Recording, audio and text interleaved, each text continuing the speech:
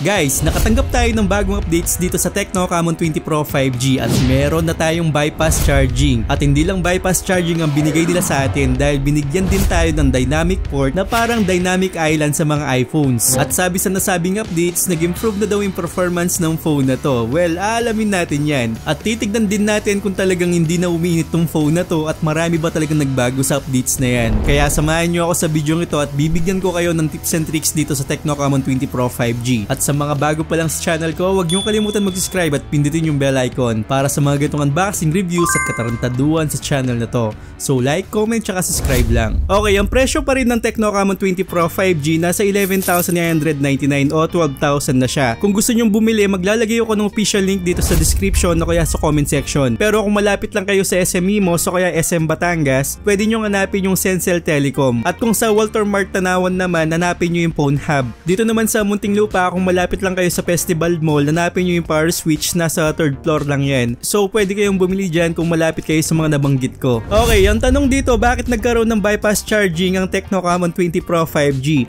Samantalang dati wala naman.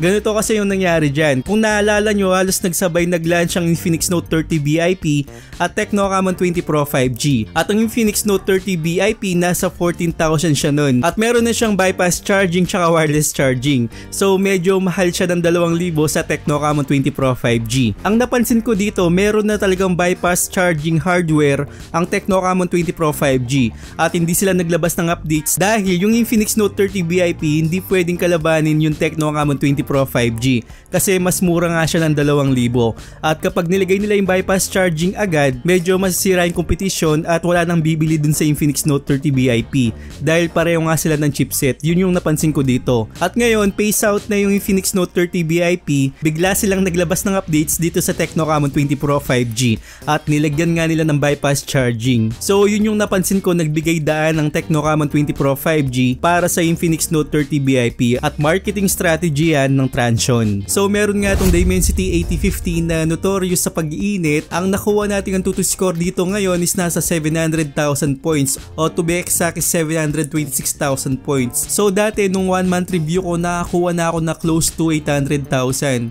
At yung before nga ay 600 lang, which is para sa akin okay pa rin to. At yung Antutu score natin ngayon is medyo pabago-bago siya. Minsan talagang okay siya, minsan talagang mataas at minsan medyo mababa. So depende yata sa applications ng Antutu, medyo hindi siya stable para sa akin. Pero at least nasa 700 pa rin tayo dito at okay pa rin yan. Sa throttling test naman, medyo nagpula siya at parang bumalik siya sa dati, diba? Kung mapapansin nyo yung unboxing review natin dyan, tapos yung 1 month review. At ito nga yung bago na tinest natin ngayon na parang katulad siya nung una. So yan yung napansin ko dito, medyo bumalik sa dati. Pero para malaman natin yung totoong performance ng phone na to, i-test natin to sa mga games. So sa Mobile Legends nga, parang nakakuha ka ng 46 degrees Celsius doon. So ngayon, i-test natin ulit. Nasa high settings pa rin tayo dito. Sa graphics meron tayong ultra, then sa frame rate naman naka-ultra na rin tayo dito. So sagad-sagad talaga yung settings nito. So sa paglalaro natin sa umpisa, nakakuha tayo ng mga 110, mga ganun. Nasa 100 talaga siya. Pero kapag may clash na 70, 80, 90, dun siya umiikot. Kahit nasa kalagitnaan ng laro, kahit may clash, ganun pa rin siya pumapalo. Nasa 70, 80, mga ganun. Minsan nag-dip siya ng mga 60, pero okay na okay pa rin. At playable pa rin yan. Kasi yung Mobile Legends, hindi naman talaga kailangan na mataas na graphics yung inihiling yan. So okay na okay pa rin kahit na bumaba ng 60. At ramdam ko talaga na umiinit tong phone na to. At hindi nga ako nagkamali. Ang nakuha natin temperature pagkatapos ng isang games dito is nasa 45.1 degrees Celsius, which is mainit-init nga siya. At sa mga paranoid dyan, alam ko naman na kapag nilagay natin sa mga medium graphics, hindi siya ganito kainit, o kaya kung gagamitan pa natin ng electric fan o kaya phone cooler, hindi na abot ng ganito yung temperature niya. Which is para sa akin, tinitest lang natin yung kakayahan ng phone na to kung saan talaga siya aabot. So yan yung nakuha natin temperature, nasa 45.1 degrees Celsius, which is mainit-init nga yan. So ngayon, i-test natin yung bypass charging nito. Sa mga hindi nakakalam, ang bypass charging hindi siya dadaan sa battery at hindi rin magbabawas yung battery mo. So parang ganito, kumukuha lang siya ng power dun sa mismong brick mo o mismong charger mo. O kaya ganito, simplihan ko na lang, parang inalis mo yung battery mo, parang ganun, at nagsaksak ka ng charger, dun siya kumukuha. Parang ganun lang. So ngayon, i-test natin yung bypass charging kung hindi talaga magdadagdag ng battery yan at kung hindi umiinit kapag gumagamit tayo ng bypass charging. So dito ulit natin i-test sa Mobile Legends. Ang settings natin dito is nasa highest settings pa rin tayo. So sa paglalaro natin dito na may bypass charging, ganun pa rin yung nakukuha nating frame. Nung walang kalaban, pumapalo siya ng 100. Kapag may clash naman, nasa 70 to 80. Tapos nung kalagitnaan ng laro, kung di ako nagkakamali, nasa 8 minutes mark, parang nag-dip siya ng mga 50 to 60 frames per seconds, which is okay pa rin. Hindi naman siya masyadong masama para sa akin. Yun nga lang, nung last minute nga, parang nag-dip siya ng 40 frames per seconds, which is nabahala ako kasi ramdam ko na medyo umiinit nga itong phone na to. At nung nag-start kasi tayo dito, ang battery percentage ko is nasa 66% at nabawasan siya ng 1% pagkatapos ng isang games. So naging 65% na lang siya. At para sa akin, medyo na-weirdoan ako kasi medyo nagbawas nga siya. At kailangan pa siguro ma-optimize tong bypass charging na to. Kailangan pa natin ng isang updates. Pero hindi naman masyadong nakakabahala para sa akin yun. Naranasan ko rin kasi yun sa Infinix Note 30 VIP, nagbawas din siya ng 1%. So dito pagkatapos ng isang laro, ang nakuha nating temperature is nasa 46 degrees Celsius, which is mainit-init na talaga. Ibig sabihin na kailangan natin ng phone cooler kapag maglalaro tayo with bypass charging. Hindi pwedeng hindi. Kasi nga kahit na hindi siya dumadaan sa battery, nagiinit pa rin yung processor nito at dun pa rin siya pumupunta. So para sa akin, hindi na bago sa akin to kasi alam ko na magiinit talaga siya. At gumamit nga tayo ng phone cooler kapag maglalaro tayo sa high settings. Ngayon, iniisip nyo kung ilalagay ko kaya to sa medium settings, hindi kaya siya magiinit. So tinest natin ulit to na may bypass charging. So meron tayo ulit na 66% dito. So lumabas kasi ako dun sa games natin, kaya nadagdagan siya ng 1% ulit. At pagbalik ko, nadagdagan ulit siya ng 1%. So dito sa paglalaro natin sa Mobile Legends sa medium settings, ang nakukuha natin dito is nasa 60 frames per second. So dyan lang siya umiikot habang may bypass charging tayo at hindi na siya bumaba dyan o tumataas dyan. Which is para sa akin na playable siya at hindi siya nag-dip talaga na mas malala. So nakatapos nga tayo ng isang games dito at hindi siya bumaba dyan o hindi siya tumataas dyan. Ang nakuha nating temperature is nasa 43.1 degrees Celsius. Which is para sa akin na naging okay lang siya ng konti pero hindi masyadong okay na okay talaga. At kailangan pa rin ng phone cooler o electric fan kasi mainit pa rin yung temperature na nakuha natin dito. Dito naman sa Genshin Impact, nasa highest settings tayo dito. Noong una nakakuha tayo ng 50 to 60 frames per seconds. Tapos sa kalagitnaan ng laro, nakakuha na ako ng 40 frames per seconds na lang. At bumaba yung frames per seconds nito at nag-dip siya ng 30 frames per seconds. So dun siya naglalaro at medyo nahihirapan nga to at naramdaman ko talaga na umiinit siya. Pagkatapos ng isang laro ko, siguro mga 30 minutes yun, nasa 46.4 degrees Celsius, which is mainit-init nga talaga. So yan yung nakuha natin sa Genshin Impact after nung software updates na nakuha natin dito sa phone na to. Dito naman sa Mir 4, nasa high settings din tayo dito. Okay siya nung umpisa, nakakuha ako ng magandang frames dito, nasa 44, pero naramdaman ko na nahirapan yung GPU. So kapag naglalakad ako at bagong mapa, nahirapan siya, pumapalo siya ng mga 30 to 40 frames per second at nag-dip siya ng 27 frames per second, which is kahit na ilagay ko sa medium settings, pareho lang yung nakukuha kong frames kapag bagong mapa. Sa Wild Rift naman, maganda yung paglalaro ko dito, yung frame rate 120 na, tapos yung graphics is nilagay natin sa high. Nakakuha tayo dito ng 110 to 120 kapag walang clash, pero kapag may clash, nasa 80 to 90 na. So okay pa rin yan nung kaligitnaan ng laro, pero nung 13 minutes, nakaramdaman ko ng frame drops dito ng 60 frames per second, which is okay lang din naman. Hindi naman siya ganung kalala. At umabot yung laro dito ng 20 minutes, pero nung pagkatapos na nakaramdam ako ng 60 frames per seconds, okay na siya kahit na nas 20 minutes tayo. Kapag may clash, 70 to 80 frames per seconds pa rin yung nakukuha natin. Pero pagkatapos ng laro, medyo defeat tayo dyan. Ang nakuha nating temperature is nasa 45.8 degrees Celsius, which is talo tayo. Talaga malakas yung mga kalaban. Eto, dito sa Modern Warship naman, hindi mawawala to. Sa frame rate is nilagay natin sa 120. Sa graphics naman, ultra na, pati sa water quality. So kapag walang kalaban, umaabot to ng mga 120, pero kapag may kalaban naman, umapalo na siya ng 80 to 100, which is para sa akin na playable pa rin siya. At normal yon para sa ganitong nakukuha natin sa Modern Warship at playable talaga. So wala tayong magiging problema kung lalaroin natin ng Modern Warship sa Tecno Camon 20 Pro 5G. Sa PUBG naman, sa graphics nasa smooth na, sa frame rate naman nasa extreme. So stable yung paglalaro natin sa PUBG ng 60 frames per seconds at hindi siya nawawala doon. Talagang playable siya, which is hindi ba talaga umaabot ng 90 frames per second sa PUBG. Kung meron kayong alam dito sa PUBG PUBG kung umaabot siya ng 90, paki-comment na lang dyan sa baba. So paalala ko lang pala sa mga hindi pa nakaka-subscribe sa channel ko, ganito yung ginagawa natin, talagang pahirapan sa mga test review natin.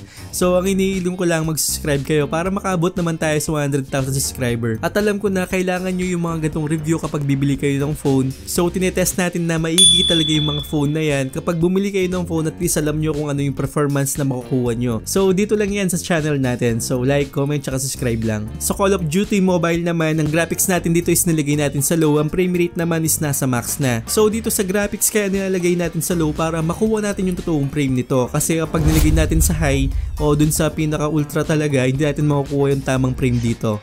So dito, stable siya sa 60 frames per seconds lang. Kahit nakakaligit na ng laro, kahit na matapos yung laro, stable lang siya, hindi siya nawawala sa 60 frames per second. At hindi rin siya nag-lag dun sa smoke class. So sa mga nagtatanong pwede to sa smoke class, hindi siya nag-lag doon o hindi siya nag-frame drops. Kayang-kaya pa rin. Yun nga lang talaga, kahit nilagay natin yung frame rate natin sa max, nakakuha pa rin tayo ng 60 frames per seconds lang.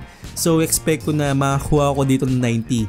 At sabi ko nga kanina, hindi ko tinesto sa mga nakang-review ko kasi wala pa tayong FPS na checker nun. So dito ngayon meron na tayo, at least ma-check natin yung actual frames per seconds ng mga phones o yung mga games na nilalaro natin. At dito naman sa Farlight 84, ang graphics natin dito is nilagay natin sa extreme. Sa frame rate naman is nasa extreme din. So unlike dun sa Call of Duty, kailangan natin ilagay dun sa low yung graphics. Pero dito kahit ilagay natin yung graphics sa extreme at dun sa frame rate natin extreme din, okay na okay lang. Kasi sa umpisa ang frame na nakukuha natin dito is nasa 100 to 110. Okay na okay pa rin yan. Then kapag may clash naman, ang nakukuha natin dito is nasa 80 frames per seconds lang. And so okay pa rin yun, pero naramdaman ko na umiinit nga tong phone na to. After 10 minutes nakaramdaman ko ng frame drops dito, pumapalo siya kapag clash ng 50 to 60 frames per seconds, which is okay pa rin, playable pa rin, pero maramdaman mo na nag-frame drops talaga siya at medyo umiinit nga. Pagkatapos ng ilang minutong laro ko dito, ang nakuha nating temperature is nasa 44.6 degrees Celsius, which is mainit nga siya. Ngayon, ang masasabi ko sa phone na to, walang masyadong pinagbago kapag nasa high settings tayo. Pero kapag nasa medium settings, hindi na siya masyadong umiinit dahil nga kanina sinabi ko na sa inyo, tinetest lang natin to sa high settings para makita natin yung actual performance. At kailangan talaga natin ng phone cooler dito sa Tecno Camon 20 Pro 5G. Pero kapag nasa lowest settings, medium settings, hindi siya masyadong nagiinit. So yun yung kagandahan dito sa phone na to kasi napakamura naman talaga at malakas-lakas talaga yung Dimensity 8050 at nasa 12,000 lang yung phone na to. At ito pa yung isang bagong updates na dynamic port. So magagamit natin to sa face unlock, background calls, charging animation, at completion. So meron ditong low battery reminder. Ibig sabihin na yan lang yung makukuha natin pero wala pa tayong mga notifications para dito sa dynamic port. At kung makikita nyo, ganyan yung dynamic port natin, para siyang dynamic island dun sa mga iPhones. So sa updates meron tayong ganito. Para ma-update natin yung phone natin, pumunta lang tayo sa system, tapos makikita nyo na yung system update at click nyo lang yung online update. So dyan lang makikita kapag meron na kayong updates, pwede nyo na i-update yan. So yung iba yata hindi nakaka-receive, kailangan mo yatang pindutin yung online update para makareceive nga tayo ng bagong updates dito sa Tecno Camon 20 Pro 5G. So dagdag ko lang din, ito yung tips and tricks ko dito sa Tecno Camon 20 Pro 5G. Patayin lang natin yung additional RAM natin para hindi masyadong uminit yung phone na to. Dahil dumadagdag yan ng init ng phone natin kasi kumukuha siya dun sa storage niya. So hindi naman natin kailangan to, basura lang to, pang-akit lang to ng mga brands talaga. So patayin nyo lang yan, hindi natin kailangan yan. At sa mga games naman, low settings to medium settings lang para hindi natin makuha yung mataas na temperature dahil yung MediaTek Dimensity 8050 nako-overclock yan kaya umiinit siya. So pagdating naman sa display, alam nyo na hindi naman nagbago to pero talakayin pa rin natin yung display. Napakaganda ng display sa halagang 12,000 kasi AMOLED display na siya at meron itong 120Hz na refresh rate at napakalit lang talaga ng bezel nito at nakikyutan talaga ako dito sa display niya. So napakaganda talaga ng display kapag sinabing AMOLED, infinite contrast, black is true black talaga at kahit anong angle talagang maganda. Pero ang payo ko lang dito pagdating sa AMOLED display, maglagay tayo ng wallpaper natin na black lang para makaiwas tayo sa AMOLED burn-in at babaan natin yung brightness natin. Sa camera naman, walang masyadong pinagbago pero nagagandahan talaga ako sa camera nito. Kung ikukumpara ko sa mga ibang mid-range na phone like yung mga Xiaomi na mid-range na phone, okay na to.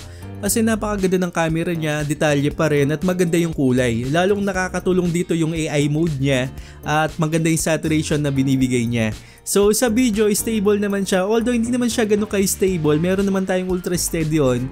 Magagamit mo pa rin yung camera. At lalong-lalo na kung hindi naman kayo naglalakad at steady lang naman yung pinipicturan nyo o binibidyoan nyo, kayang-kaya pa rin yung camera nito. At sulit na sulit talaga sa 12,000. Kung di ako nagkakamali, baka sa 1111 o kaya sa Shopee may sales yan. May mga discount pa tayo dyan na mga 1K, mga ganun. Depende sa voucher na mga kuha natin. Pero sabi ko nga kanina, kung malapit kayo sa Alabang o kaya din sa Batangas, may mga store dyan o kiosk para makabili nga kayo ng Tecno Camon 20 Pro 5G. So i-check nyo na lang yung bibigay kong link dito sa description box o kaya dun sa comment section. So ayun, sa mga susunod na reviews natin, may ilalabas akong phone sa inyo na naka Dimensity 8200 ulit. At hindi to Xiaomi o Poco. So abangan nyo kung ano to, at malakas-lakas talaga to.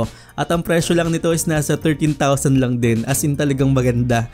So abangan nyo yun. At meron din akong ilalabas sa inyo na Novia na phone. So salamat sa mga nasa premiere natin, at sa mga bago, wag nyong kalimutan mag-subscribe sa channel ko at hit yung bell icon para sa mga gatong unboxing reviews at katarantaduan sa channel na to.